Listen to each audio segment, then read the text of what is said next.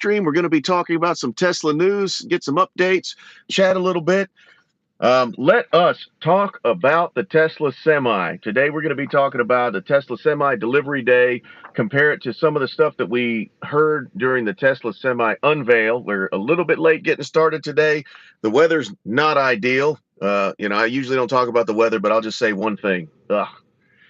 So during the Tesla delivery day, we also got some hints at some Cybertruck features, Cybertruck charging capabilities, Cybertruck production updates, and we got some other news as well. That Model 3 refresh that kind of leaked to Reuters. I think they're calling it Operation Highland is what the secret name is for it. You know, the secret super secret squirrel Operation Highland. So let's talk about that stuff a little bit today. First thing up, I am thrilled about the Tesla Semi delivery day, even though we all talked about whether or not we thought there would be the one more thing. You know, the one more thing we all hoped for. If we remember from the Tesla Semi unveil, that the one more thing was that the Roadster 2.0, after the whole Semi unveil was done, Elon was like, "Oh, great, the Semi unveil, great to see everybody, have a good one." And then the Tesla Roadster 2.0 came out of the back of the trailer. Now that surprise kind of set the tone for people to almost always expect there to be, quote, the one more thing. So that one more thing that one more thing precedent that was set, we're always looking for it to see what it is, what it might be, what could the one more thing be. Kind of like at the Cybertruck unveil, the one more thing was the Cyber Quad ATV. We weren't expecting it, but then here it comes, and it was awesome. People could argue that the one more thing was breaking the glass on the window during the Cybertruck unveil, but that made it endlessly memeable. So it was a good time for everybody. Classical says greetings. Hi, Classical. Good to see you. Thank you for being here during the live stream. I appreciate you watching. I appreciate everybody that's in the chat. Everybody say hi. Did anyone else in the chat, anybody watching, did you guys expect one more thing?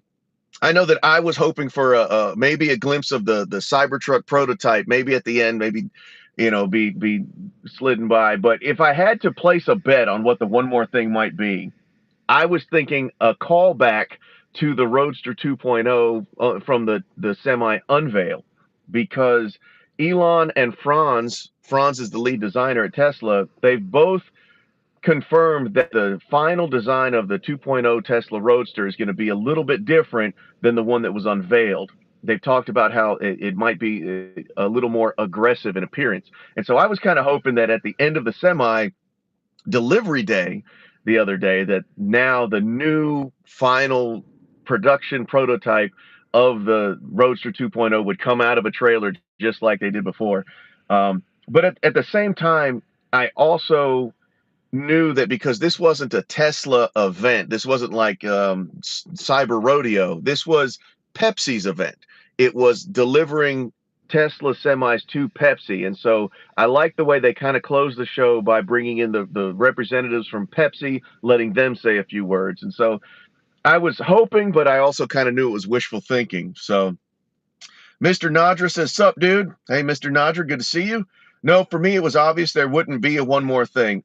So Mr. Nadra kind of echoes what I was saying, that we all hoped, but we all kind of at the same time knew it might have been bad form. It might have been bad optics if they had made it about a Tesla product as opposed to Pepsi receiving their semi trucks and doing good for the world. Zach Kane, megawatt charging for the Cybertruck, bro. I mean, yeah, I had actually had that on my list of things to talk about. Let's talk about it right now.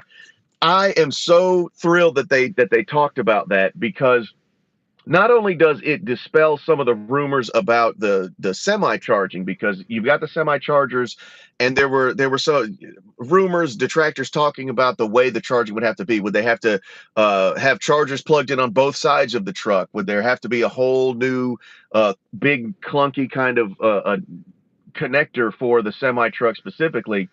So the fact that the megawatt charging speed is available not just for the semi at the semi chargers, but that megawatt charge connector will be available on the Cybertruck. And that's not a rumor. That's not, oh, sources close to the matter said. That was Elon Musk said, yeah, it'll be on the Cybertruck too. So that's amazing, especially coming this close to production. The Cybertruck's supposed to go into production, begin deliveries like June, July of next year. So we're so close. The fact that Elon's confirming is like, yeah, no, yeah, we got the parts on the production line ready to go. So I think that is phenomenal, especially when you consider how big and heavy the Cybertruck's going to be.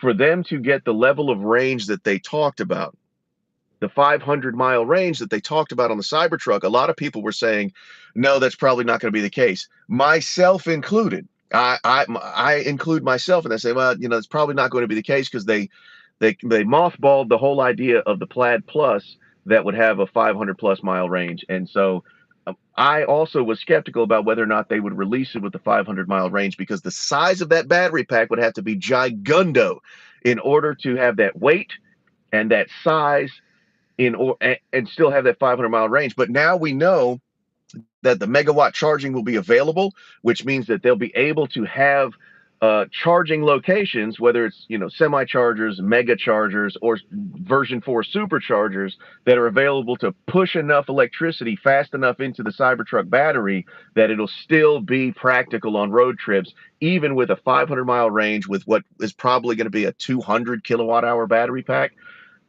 That charging speed makes it still practical for the Cybertruck to be out there. We know that because even the semi was able to do a 500-mile road trip fully loaded with 82,000 pounds, including the truck itself. That's astounding to me. So it still being practical and possible for that range and that to be released as a production variant, that makes me very happy personally as a Cybertruck reservation holder and just as a Tesla fanboy, which we all know I'm a self-proclaimed Tesla fanboy. Cheers to the other fans out there.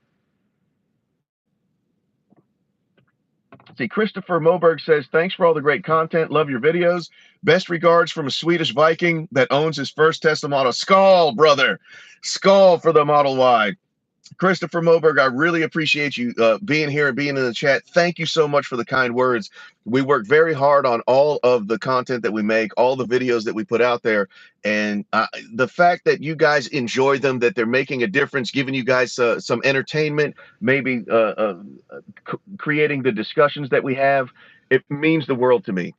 I keep saying all the time that I've got the best viewers on YouTube. You guys are so engaged. You make so many great comments. You ask questions. When I make mistakes, you point them out to me, but you don't flame me for them. You point them out, and then I have the opportunity to correct them. You guys are awesome. You're the best, and I really appreciate you being here, especially to have a Viking in the audience. I appreciate that very much. Teddy says, I was hoping to see more specs, production numbers, and manufacturing advances that will allow Tesla to scale. Teddy, are you talking about the Tesla Semi? Because yeah, I agree with you. I was hoping to see more of the same thing, the specs. I would like to know the charge time. If they said the charge time for the Tesla Semi, I did not catch it. So the megawatt charging handle and the semi chargers that are able to push 1,000 kilowatts or a megawatt hour at charging speed. I do want to know how long it takes to charge that Tesla Semi. If they said it during the event, I did not catch it. I know that they have a strategic way of rolling out the chargers for the semis so that they are on the routes for the semis. Perfect example, Pepsi. Pepsi will have the chargers at their locations so that when the truck comes, as the truck is being unloaded, it's being charged, which is an excellent, seamless way of doing it. Truck drivers don't have to stop and spend 40 minutes filling up their tank anymore. It's happening as the truck's being unloaded, but that's not going to be practical or feasible for every logistic company that has semi trucks. Some logistic companies just have a couple of them, and it may not be cost effective or feasible for them to have one of their own chargers on site. They may have to utilize them that are out on, say, Interstate 40. I've just pulled that out of the air. if they're traveling along Interstate 40, they got to pull off to a truck stop and charge. I want to know how long that's going to take. I think that's a reasonable question to ask. So, see here, Teddy says that Semi is a beast, but I think it's in the alpha beta stage and will improve once they get more real world performance. Now, I know that there was a time, I want to say a year, maybe 18 months ago, where Tesla had talked about how they are utilizing themselves as the quote first customer. They use the semis for some actual duty work for Tesla for a while. I'm guessing, the old work out the bugs thing, but I think that Teddy's right. I think that this being the first big swath of them that's getting delivered out there into the world to be utilized in ways that Tesla's not in control of. Pepsi's going to do what Pepsi does with trucks. They're going to deliver to wherever Pepsi needs to go, where Frito-Lay needs to go, through whatever weather and climate, over and under and whatever bridges and tunnels and caves and mountains, and I think this is where we'll, if you forgive this pun, where the rubber meets the road. We'll really see consequences are of the Semi being out in the wild, and we know that Tesla has the ability to pivot and fix things about production as they go along. One thing that I didn't hear, and if you guys heard it, please let me know, like right now in the chat. I did not hear any reference to the armor glass. I remember from the Tesla Semi unveil that they talked at length about the armor glass being on the Tesla Semi. I didn't hear not one reference to it during the delivery event the other day. If I'm wrong about that, please let me know, because the armor glass was one that was a big thing for me, not just on the Semi, but also on the Cybertruck. And honestly, if it could be cost effective, that would be a great thing for at least the windshield on all the vehicles, because we have all had the experience of the windshield. Now, I was very lucky. I called up I got a chip in my windshield, called up Safelite.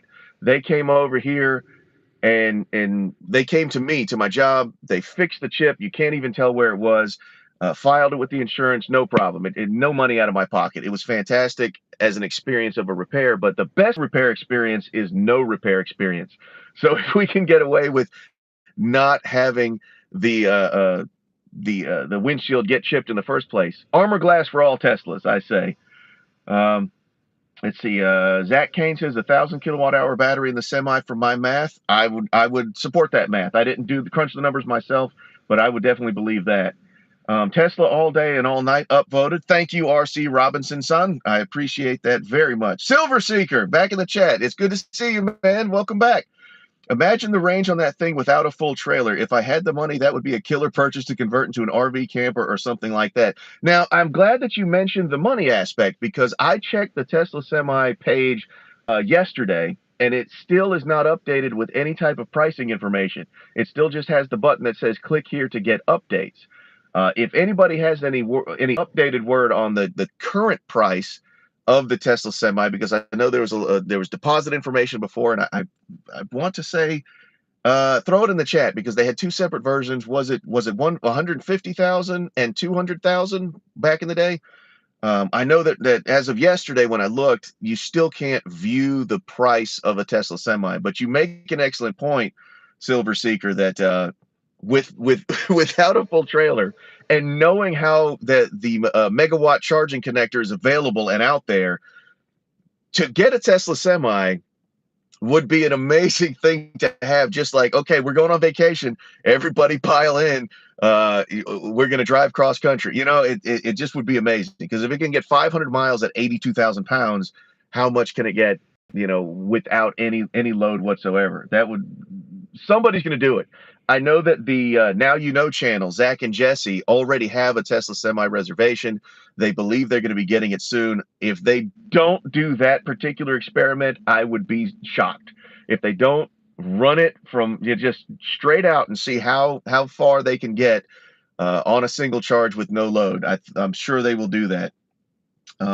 If Cybertruck can do 500 miles with a full payload, mind blown, Teddy says. Yeah, the Cybertruck, if it does get released into production with a 500-mile range. Now, Tesla Semi's 500-mile range was with a full load.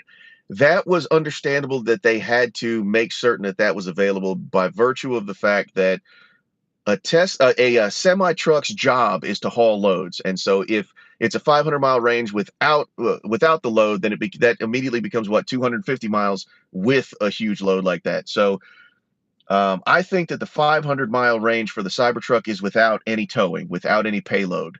And I would love to be wrong about that. I really, really would.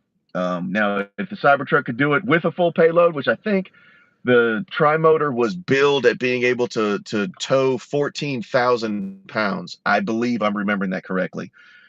And so to be able to pull 14,000 pounds and still do 500 miles would be astounding, absolutely astounding. And it would shut off a lot of criticism about electric vehicles, because towing really does cut your range like crazy.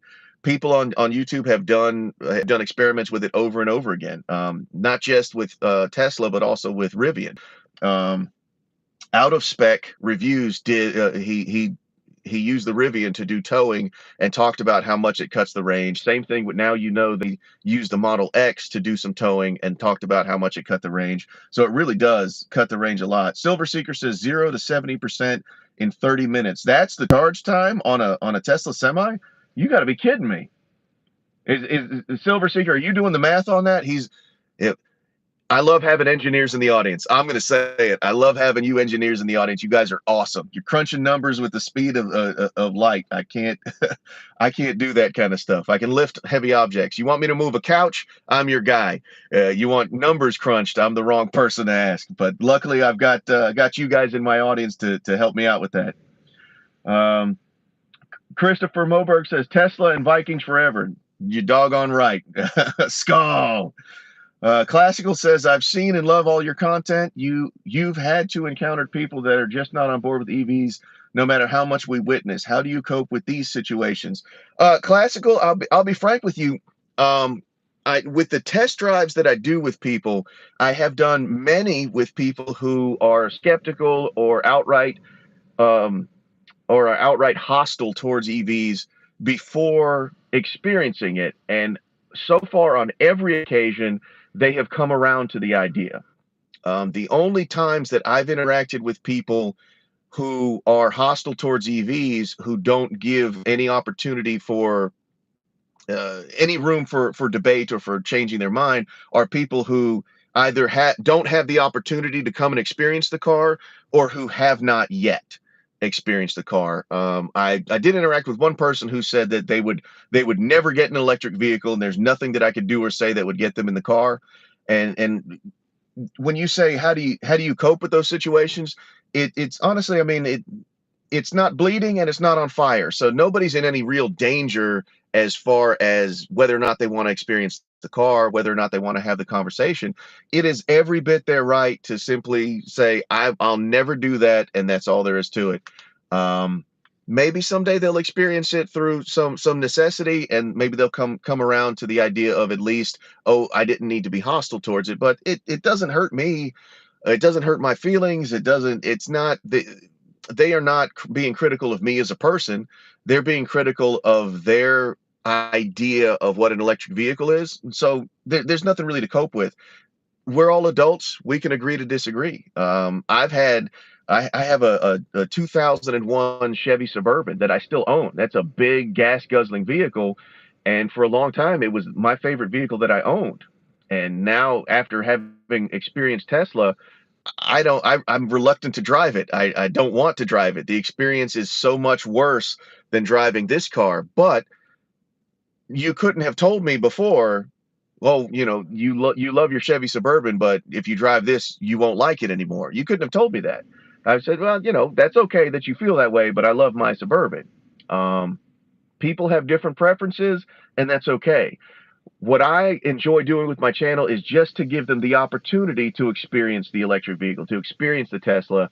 If they reach out and take it, great. And if they don't, we're still friends afterwards. We don't have to agree on everything to enjoy each other's company and be civil adults to one another. So, let's see here. Mr. Nadra says they poop their pants on the glass with the Cybertruck debacle, I feel. judging by Elon's immediate reaction on stage, I'd agree with you that it was definitely shocking and unexpected. But there was a recent interview with Franz von Holzhausen. It's out there. I'll put a link in the description to the Franz interview where he actually laughed about it. He said, yeah, that was not expected. We had been backstage throwing stuff at the glass all day long. It always just bounced off. We had no idea that it would have broken. At least it didn't go through the glass, but yeah, that was unexpected. So I don't know if they pooped their pants and then pulled the plug on the armor glass idea, because if they know that they personally were able to abuse the glass to that point and it didn't break until it happened to be on stage, the perfect time for it to happen, then I think they would still go with the armor glass, because if you can get hit in the windshield 5 times, 10 times, 15 times, even if you can just get hit in the windshield twice, and then on the third time it breaks, at least it affords that some protection against having to replace such a gigantic windshield as the windshield on the Tesla Semi, and even the one on the Cybertruck, which is also gigundo. If they would at least make the Model X windshield with armor glass, because that's also another humongous windshield of a very unique shape and dimension that I think it would be great to have. Zach Kane says the Now You Know guys have one on order. Yes, yeah, they do, and I can't wait to see what happens. I hope they don't throw anything at the glass until they find out for sure if the armor glass is still a thing. Classical says it makes me want to drive my Model 3 even more. Interestingly enough, Elon made the comparison from driving the Semi. He compared it to driving a Model 3. He said it drives like a Tesla. I'm wondering, and this may be stupid, but I'm wondering if driving the Tesla Semi itself with no load whatsoever, if there's an avenue that we could get regulators, NHTSA and state regulators, to agree, well, for the Tesla Semi, if you have a regular passenger car license, you can drive the Tesla Semi as long as you don't tow any load. I wonder if that's a possibility, because of the fact that there is to ride in a semi truck and watch somebody have to do it. There's a lot going on. There's so much shifting. There's so many gears. Some of the older ones have ways of switching the way the gear shift is working. It's pretty astounding. And so I'd be interested to see if maybe there's an avenue for that. I personally would not. Wanting it is one thing. It being a good idea financially is another. But I think I would like to see that for a regular average Joe to be able to purchase a Tesla Semi, and as long as they never tow a load, they're good to own it and operate it, because it drives, according to Elon, just like a Model 3, but you have to think a little bigger. See, Dennis Dunbar says the F-150 Lightning range is really low when towing. And you know what? The Now You Know guys have an F-150, and I want to say Brandon Flash also did a comparison. I did not see how much it affected. Dennis, do you remember how? Well, Dennis, do you have a Ford F-150 Lightning, first of all? And if so, let us know what the story is there. But if you don't, do you remember how much it cut the range by? Was it? I want to say that both the Rivian and the Model X had their range essentially cut in half when towing.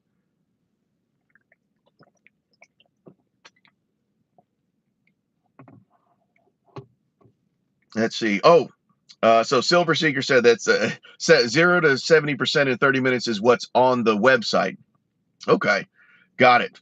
I should have done a little bit more meticulous research before opening my mouth, I think. But I'm glad to know that part's on the website and that it's confirmed that 0 to 70% in 30 minutes, which is, I mean, that's amazing. We've done, there's a video on my channel where I did it in real time. I drained the battery, went to a supercharger, plugged it in, and added 200 miles of range in 19 minutes. So, it's good to know that those numbers are out there for such a big vehicle, big battery, and for that vehicle to have downtime is costing somebody money. Homestead Engineering says, I was on a very conservative chat last night, and I'm amazed how misinformed they are about EVs. Um, a lot of people out there in general are misinformed about EVs, and unfortunately, what I've noticed is that the experiencing of the car is the number one way to convince somebody. Trying to convince anybody with words, it doesn't hit them in an emotional, visceral place. You can provide figures and stats. I mean, even something as me saying, yeah, it costs me $2 a night to charge the car and keep it fueled up. Oh, wow, okay. But they don't really believe it until I pull out my phone, show them on the app. This was last night I charged. This is how much it costed me. This is the night before. This is how much it costed me. Um, until they see it for themselves, it doesn't change their emotions about it. And so, unfortunately, trying to talk to anybody in a live chat to get the message across, I've not seen it be particularly effective. But it is devastating how much misinformation is out there about them, especially the thing about, well, once you get to 100,000 miles, you have to change out the battery and it costs $30,000. I face that every single day, and it's so difficult to make the point across with words. I can copy and paste from the website. I can copy and paste from conversations. I can send them links to videos that I made with people who own Teslas that are over 100,000 miles. But nothing makes the point quite like sitting in the car and driving it for yourself and feeling the superior driving experience. Derry Matthew says, did you order a Cybertruck? Will you make a review like you did on the Model S and X? Yes, I did order a Cybertruck. I have an early reservation from 2019. Now we know that the way they fulfill reservations is governed regionally. They send them out in batches to each region because that makes sense logistically. So we don't know for sure if the fact that I've reserved mine very early will mean that I'll be delivered mine very early. But I do have a reservation, and I do intend to make plenty of review videos of the Cybertruck when I get it, when I take delivery of it. If it looks like I'm not going to get to take delivery of it for a long time, like, 6 months, a year down the road, then I may do what I did with the Model S and X, which is rent one on Turo and spend a day with it and do lots of review videos and test rides in it. So the answer to your question, Derry Matthew, is yes and yes. Yes to all. Absolutely. Teddy says, I meant payload on the Cybertruck bed cargo area. I doubt it will do 500 miles while towing unless Tesla makes a custom trailer with built-in batteries. They have a picture on the site, a render on the site of that trailer that almost looks like it could accommodate solar. I always wondered about that. Towing a solar trailer to maybe help you extend the range a little bit. And would a trailer have its own battery pack to, again, extend the range? Teddy, I think that's a phenomenal idea. Tweet it to Elon. I'll tell you, everybody in the live chat, tweet to Elon today. We'd like a Cybertruck, an official Tesla Cybertruck trailer that has an additional battery pack to extend the range. Cheers to that.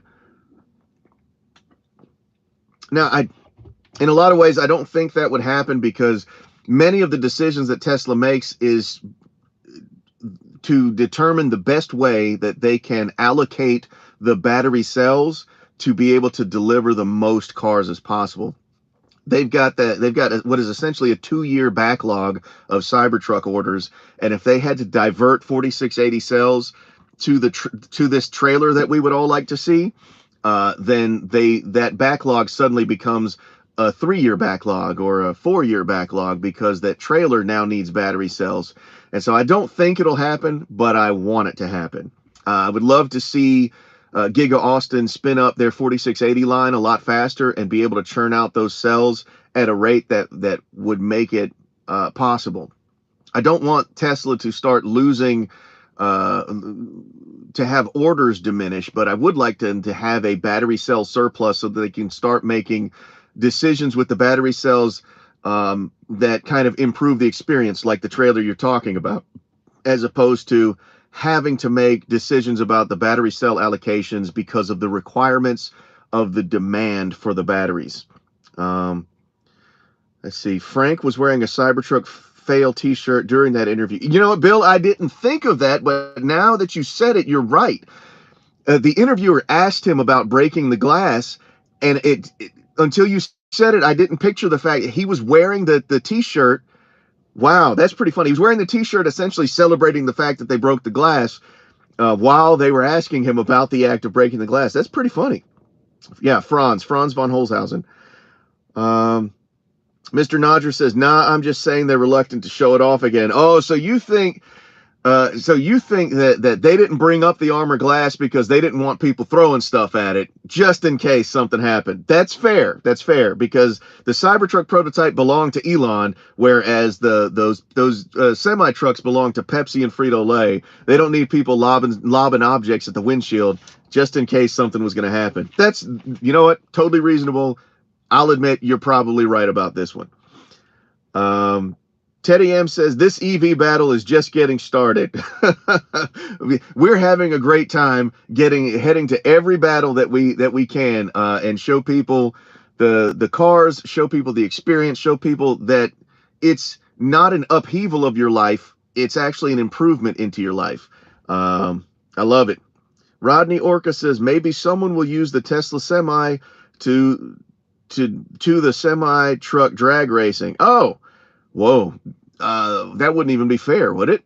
I don't, that wouldn't even be fair. I've seen the semi truck drag racing a couple of times. This is going to sound stupid, but I've seen it at like the fair, at the not the circus, but the fair, like the state fair you go to, and they have that gigantic, humongous, mud pit stadium, and they do semi truck drag racing in it. I just don't think it'd be fair. They'd have to have a whole separate league for the Tesla semi drag racing. Amade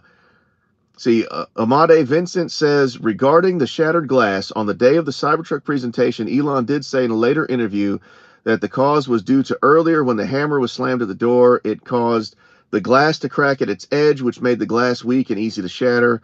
Because when glass cracks at its edges, it takes a little effort to have glass shatter afterwards. I think I remember that in the, was it a Joe Rogan thing? I really can't remember for sure, but I think it may have been a Joe Rogan, like the third time he was on Joe Rogan. He asked him about that, and he said that Elon, they determined it was because they'd hit it with the sledgehammer first. So if they're going to do another demonstration, throw stuff at the glass first, hit the door with the sledgehammer later. Bill B says, something that is often missed. I come from a big over-the-road family. Driving a semi is a very stressful job physically. Making the drive experience quiet, comfortable, safer is often missed. I've never had that experience. However, my father did, and he's talked to me a bunch at length about, like you said, it being loud, it constantly being bumpy, and all the vibration all the time, plus all the shifting, all of it being exhausting. I wish there's got to be a way that we can do a comparison. You know, I'm sure somebody's going to do it. Now you know is going to have the truck. I'm sure they'll do it. But I would love to get, just like we do at the test drives, go to a truck stop somewhere and get somebody right off of a diesel semi and be like, hop in here, let's go for a spin, tell us what you think. I would love to see that video. If I can't make that video, I would love to see that video. I don't know if I'll be able to rent a Tesla semi on Turo, but if nobody makes that video for a few months, I'm going to find a way, because that would be a phenomenal video and very, very convincing for logistic company owners that are out there. If nothing else, it'll definitely convince the drivers. Bill B says they also had been practicing with the wrenches, etc. earlier. Yeah, Bill, they gave that video. They put that video out there of them backstage prior to, and like you said, they were throwing wrenches. Elon made the joke, we threw everything in the kitchen sink, literally the kitchen sink. And it turned out he was talking about they threw the metal pipe from underneath a sink at the window.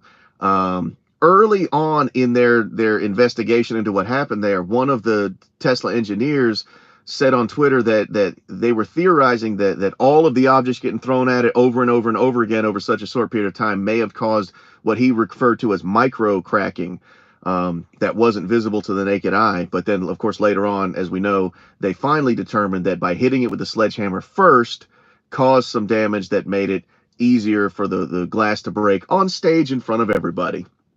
So Silver Seeker says, when you get a Cybertruck, you better get an axe that matches. A cyber axe. I love it. I love it. That is the best idea I've heard all month. Yes, I'm down. We will get a cyber axe. We'll figure that out. Let's see here. Homestead Engineering says, when charging at home, are you level 1 or level 2? Or are you using solar? I do not have solar right now. I'm still on the waiting list for solar. They contact me periodically and let me know, you're still on the waiting list. We haven't rolled out to your area yet, but et cetera, et cetera. But I am on the waiting list for Tesla solar. So when I first got the car, I was on level 1. I just regular outlet. I have a regular outlet right here by the garage. I plugged it in, the 110 outlet, and I had the car for 2 months just using the 110 outlet, and I was fine. I have the 30-mile commute to work. Every day I'd get home at about 6:30 p.m. I would just plug in the car, let it start charging, and I'd leave for work at 7 a.m. the next day. So 12 hours at 5 miles an hour, I'd get 60 miles of charge overnight, and it was just fine. I never had any concerns, never range anxiety. I never had any problems. But then I got a NEMA 1450 outlet installed just above the other one, right here by the garage. And the reason I did that is because I wanted to take advantage of off-peak charging. The 110 outlet, I'd plug it in, it would charge all night. I never had any range anxiety, but I did have to let the car charge from 6:30 p.m. until 7 a.m. the next day. By having the NEMA 1450 outlet, I get 32 miles of range per hour. And so what I'm able to do is plug it in, use the app to schedule it to charge only during off-peak times. The Tesla app, and here in my area, we have Duke Energy. The Tesla app has a way to pair it with your Duke Energy account, and it knows when the cheapest electricity is out there tonight, and it'll charge during the cheapest time, fill it up to the level that I set it at, fill it up, and then stop charging when it's full. And then it'll precondition the car when I'm ready to go in the morning. So I come out, I unplug, I put the charger in my trunk, I hop in the car, it's already warm, the battery's preconditioned, and I only paid about $2 over the night because it was scheduled to charge during off-peak, and because I had the NEMA 1450 outlet, it was able to charge fast enough that it only needed to charge during the off-peak times. And so that's why I got the NEMA 1450. But so right now I'm on level 2 charging. Let's see here. Trucks are much better in recent years. Tesla Semi is a huge money machine. I wish I knew more about the impact on a logistic company's bottom line. Trucker Hammock, if you know more about that, feel free to throw it in here, because I know that the cost of ownership and the cost of operation is much less based off of the information given by Tesla. But I don't know the little ancillary things that you don't know until you own it and experience it. You can't really know the little ancillary things that take place and stuff until you know about that. So there's other costs that could be involved that I'm just not going to know about. But I would like to hear and see in the coming months companies that are using these for business, for commercial purposes. I'd like to see and hear them talk about real world experience of how much money they saved or didn't save, because I want to know if it actually doesn't pan out, but how much money they saved or didn't save, and the quality of life for the drivers, what the experience is for that. Because let's say that even if it was just break even, operating the Tesla Semi is exactly the same as operating the diesel truck, but the experience for the driver is so much better in the Tesla Semi. If I was a business owner, that would be completely worth it to me, because if it's break even, but my drivers are all happy and I'm getting the best drivers coming, breaking down my door, wanting to work for me because I have these trucks, I think that would be completely worth it. Now, if you get the better experience for the drivers, which will in turn be a draw for better drivers, more experienced drivers, and you're saving a bunch of money, hey, that's a win-win-win. And if you can get a triple win, I'm in for that one.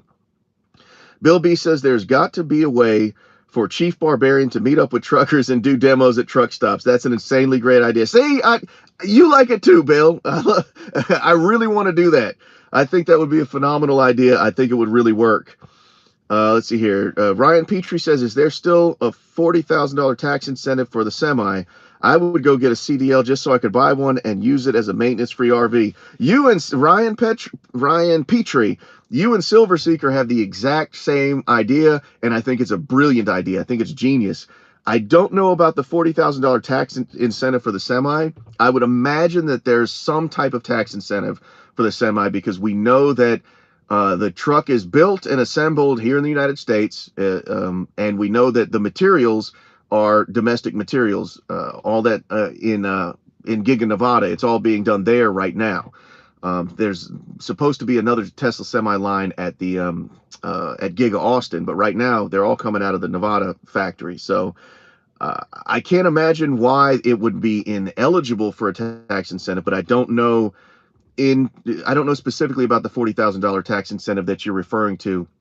There was something in the new tax plan that's going live, supposed to go live in January of 23, something about the number of battery cells that are being used, and there being a certain amount of monetary tax incentive for each cell being used in that commercial vehicle.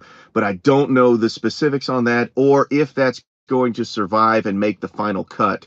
That's one that at the day job, I have people around me that know the specifics of that stuff, and I can find that answer out for you. So Ryan, I will find out that answer, and I'll make a short about it, or a community post. Keep your eyes peeled on the channel for that. I'll find out. Silver Seeker says, I've heard there's a tax incentive, but I wonder how hard it would be if your intent isn't to actually use it to haul. Yeah, I don't know.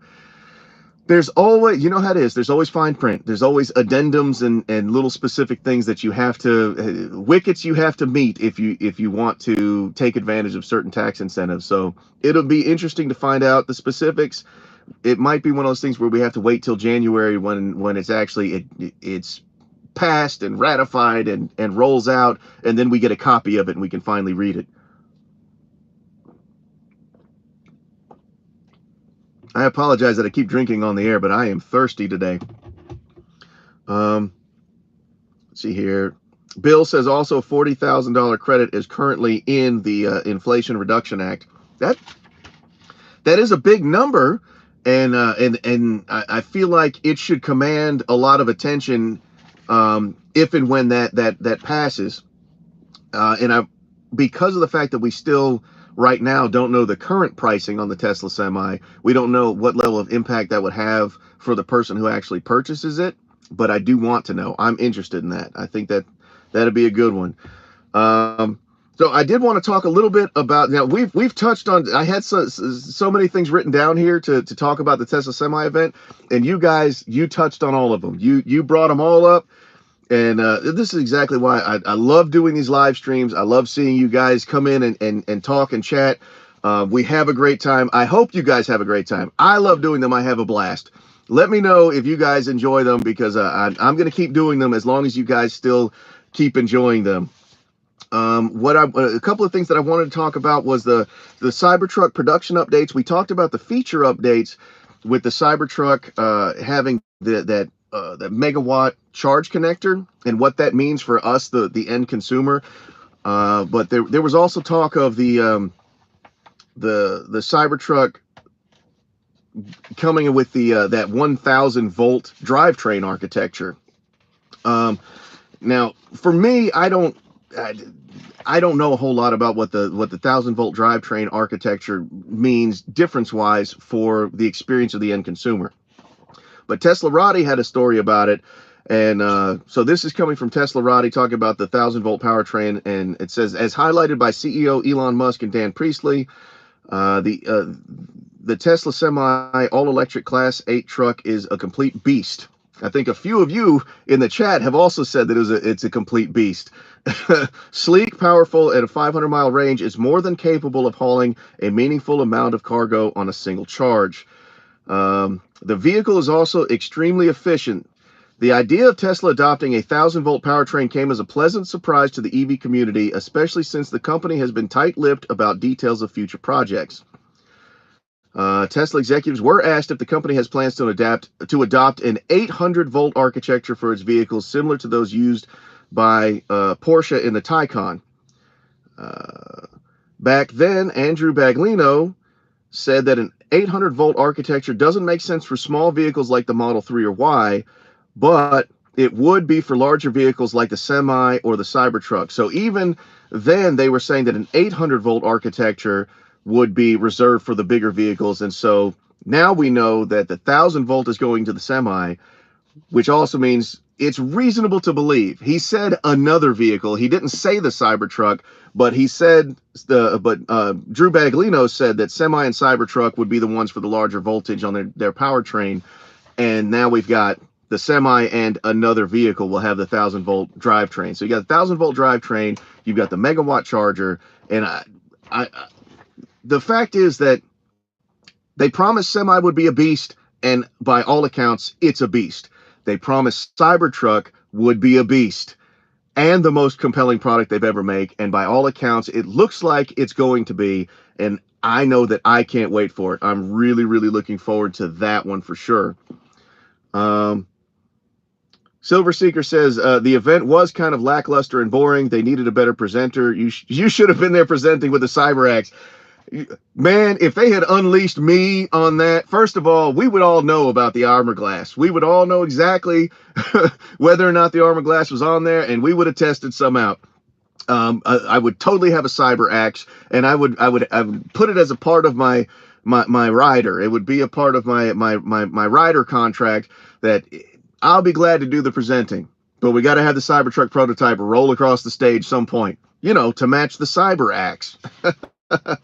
I would have loved to be presenting. That would have been an amazing, amazing thing. I told you guys last time, me and Taylosive EV had a bet as to whether or not we were going to be invited. Hey, Silver Seeker, the CyberX. Silver Seeker just did a $5 super chat to donation to the CyberX fund. Brother, I appreciate it very, very much. Man, I tell you, it really means the world to me that you guys are so supportive of everything that I'm doing here. And we work so hard to make sure that you guys have great content. And you know what?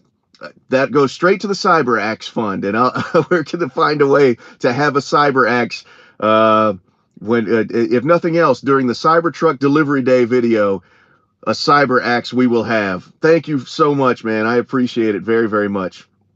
What was I saying? Silver Seeker, you knocked it right out of my brain. Oh, Taylosive EV and I had a bet going as to whether or not we'd be invited to the Tesla Semi event, and neither one of us were invited. But it would have been amazing to have been able to be there. Who knows? Maybe draw a little attention to myself and and entertain the folks out there. As I carry around the CyberX. Let's see. Bill B says on the Tesla Semi website, they officially have up to $200,000 fuel savings over 3 years. They announced that a month or two ago. That is a significant savings. I mean, you got to talk about the way that impacts a bottom line. That's really significant. And I'd imagine that that's playing a huge role in people's decisions to go with the Tesla Semi, with the experience being better for the driver and being able to save money. I think the reason that they would use the $200,000 figure over 3 years is because the purchase price back then of the Semi was in that $200,000 price point, which would mean they're basically saying the truck pays for itself over the next 3 years. Then the truck, of course, will last for years and years and years because we know about the theoretically million-mile motors, and then they're trying to get as close to 1,000,000 miles on the battery. And so for it to be something that you can count on for 10, 15 years of use, and it pays for itself in 3 years, that is pretty amazing as a figure. Let's see here. Tesla Semi will be based on cost of operation, which is a 20-hour-a-day operation. Maintenance and fuel is huge. And the lack of maintenance, even something like brake pads on a semi truck are very expensive.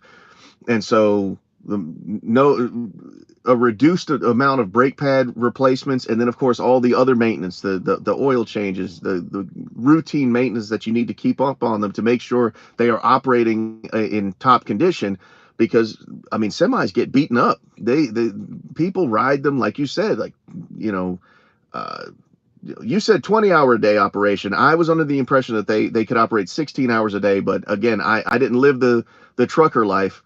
My dad did, and I was under the impression that they could operate 16 hours a day without stopping.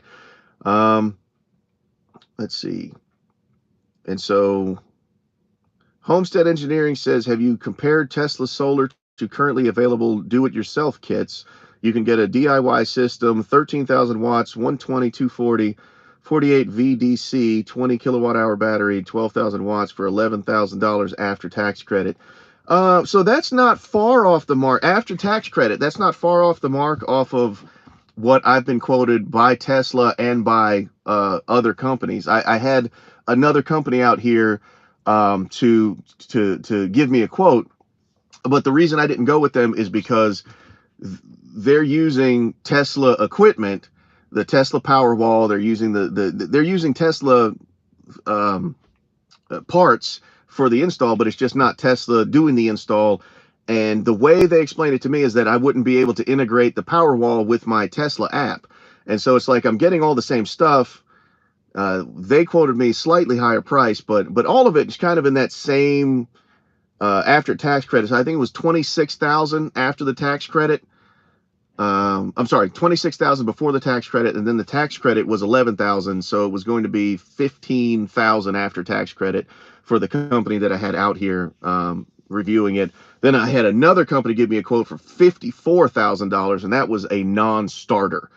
But Tesla also is in that $25,000, $26,000 range to put the solar panels, not the solar roof, but the panels on the house. Just me, I'm willing to wait to get it straight from Tesla for a variety of reasons. Tesla fanboy. Number two, I want to have my Tesla ecosystem fully integrated. I want my Tesla app to be able to communicate with my solar system, which, as I was told, was not going to be an option, even though they were using Tesla parts. It was a different company doing an install, which is weird because Tesla themselves often use third party to install the parts. I don't know.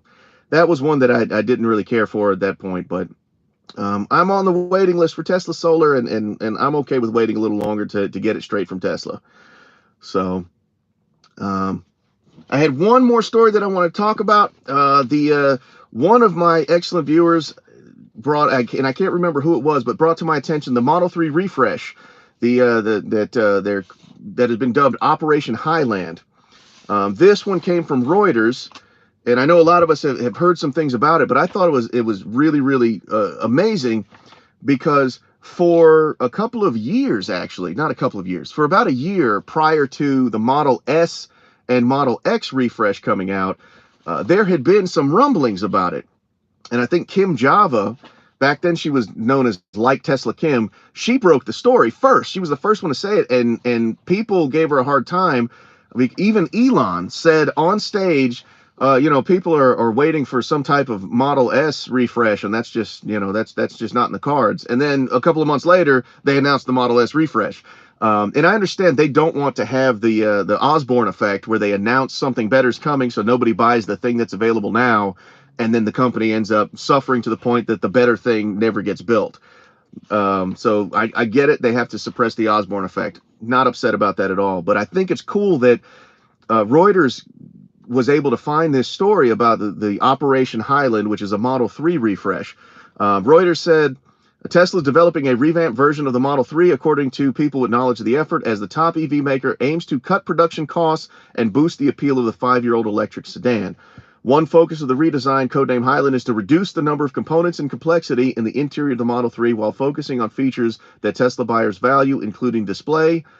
According to people who asked not to be named, because the revamp has not been announced. So when they talk about reducing components and complexity, that makes me feel like there's a possibility that they're going to attempt to go the two-piece casting route with the Model 3, the way that they went with the Model Y.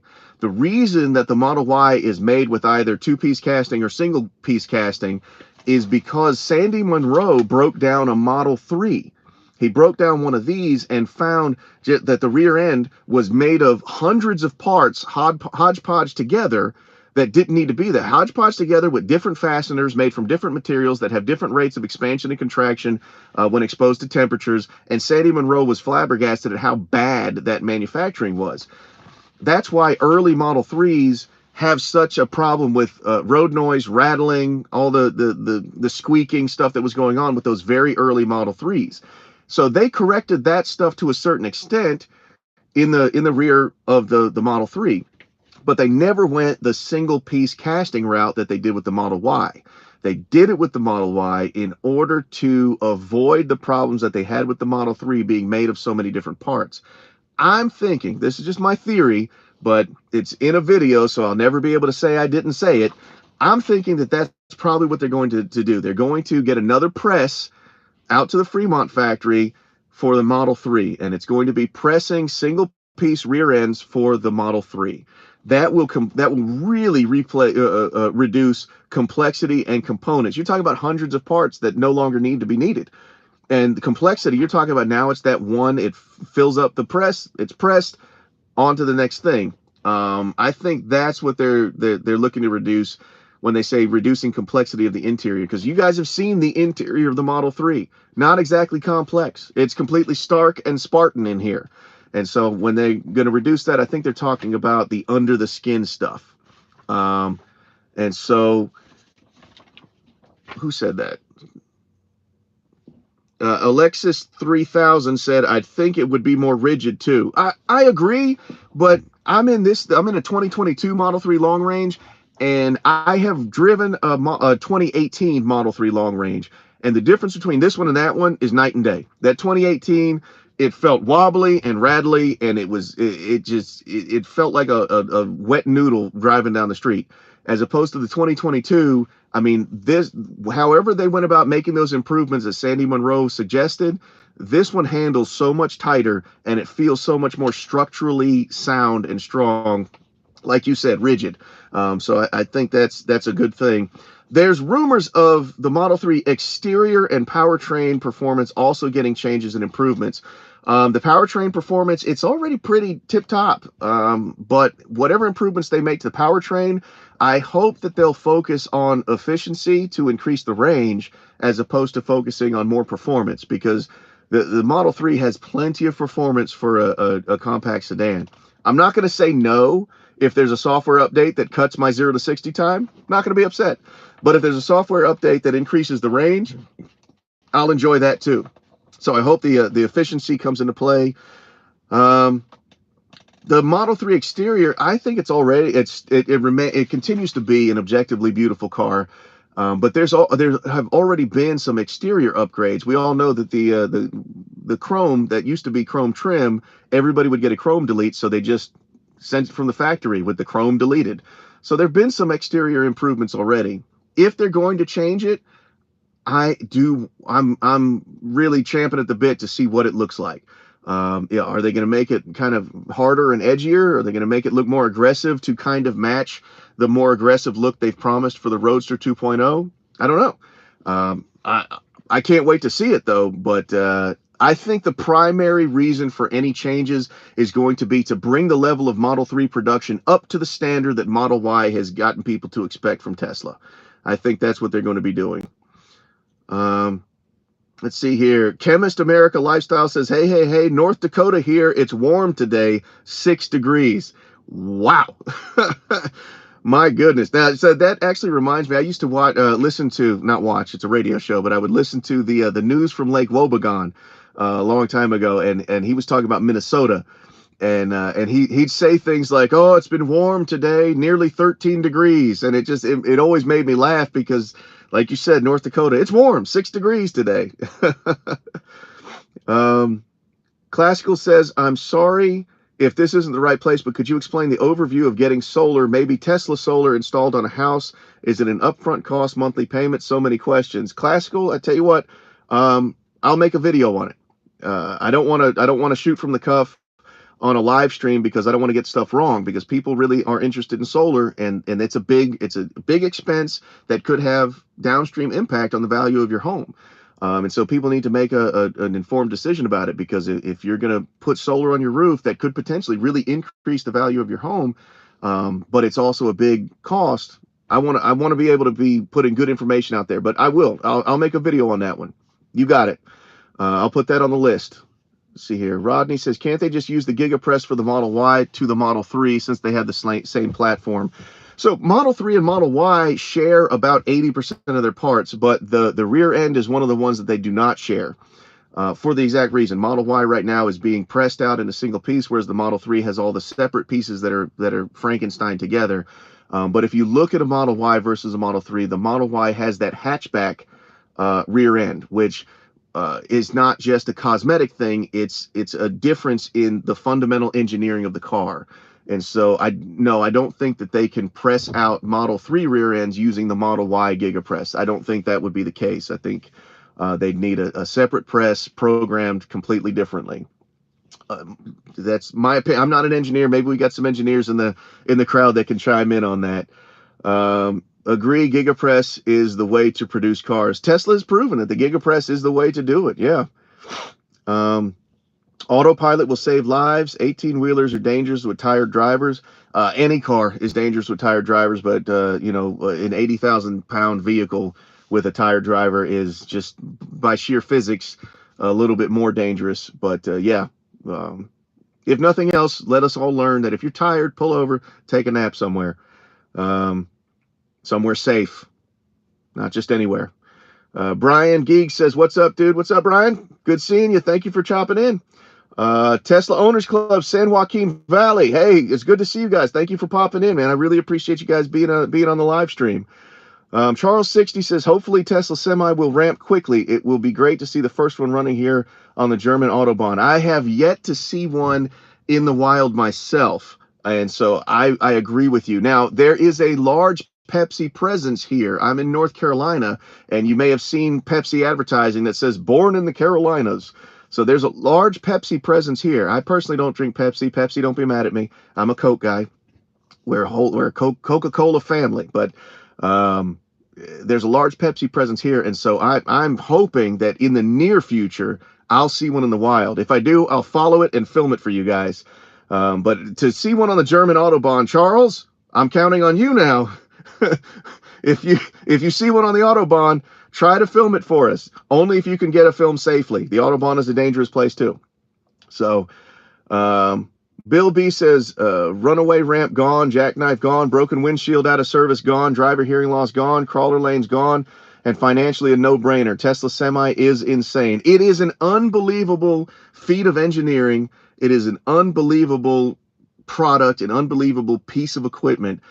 I'm astounded that they were able to get everything out of the Tesla Semi that they promised in the original unveiling. I was so very, very impressed with it, especially since the naysayers have been having their way with it ever since it got delayed in 2020. Now, the naysayers probably were subdued a little bit more than they might have been because 2020 was a bad year for everybody. And so to expect somebody to unveil such a big product and have it produced during 2020, that wasn't reasonable. And so the naysayers may have been subdued some, but they were out there saying, yeah, it's just impossible. And I don't want to get into other companies, but what happened with Nikola Motors also didn't help the case for Tesla, saying, no, but we do have a Tesla Semi that's coming. Tesla is going to produce a Tesla Semi and deliver it to customers in a timely fashion. So those things came together to not be the best look for the past couple of years, but man, the wait was worth it. Absolutely worth it. So let's see here. No Pepsi until that kid gets his jet. Wow, that's a deep cut, man. Oh boy. Pepsi has entered the chat. Tesla owner San Joaquin Valley says Pepsi has entered the chat. No, they're coming after me. No, they found out. They're on to me. Oh man. All right, guys, I'm going to bring this one in for a soft landing. I really, really appreciate you being here. I've got a test ride video that's dropping tomorrow at noon. And so there'll be a new test ride video. Please hit that subscribe button so that you'll be notified about that one. If you haven't yet and you're in the chat and you're having a good time, hit the like button for this live stream. It really does help me out. I enjoy that the being able to have live streams that have such a good conversation in them. So next Saturday, 11 o'clock, we'll be here again. I would apologize for being a little bit late today, but Saturday at 11 is when I'll be here. Silver Seeker, thank you very much for that super chat. That donation will go straight into the CyberAxe Fund, and I will see to it that I have a CyberAxe on hand when I take delivery of my Cybertruck. But thank you guys for being here. You guys are awesome. You're the best audience on YouTube, and we'll see you guys in the next battle.